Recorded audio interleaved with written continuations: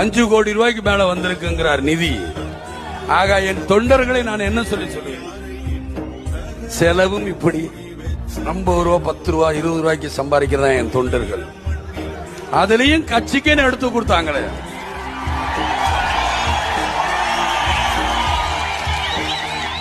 உண்மையிலே தனித்தனியாக இருந்தால் காலை தொட்டு கூட கும்பிடுவேன். இத்தனை பேர் மத்தியில் இருக்கும்போது எனக்கு என்ன சொல்றது, எனக்கு மத்தவங்க கிண்டலா எழுதுவாங்க பயந்தெல்லாம் பேச மாட்டேன். உண்மையே சொல், எனக்கு கிடைத்த என்னுடைய தொண்டர்களை மிஞ்சி யாருக்கும் கிடைக்க மாட்டார்கள்.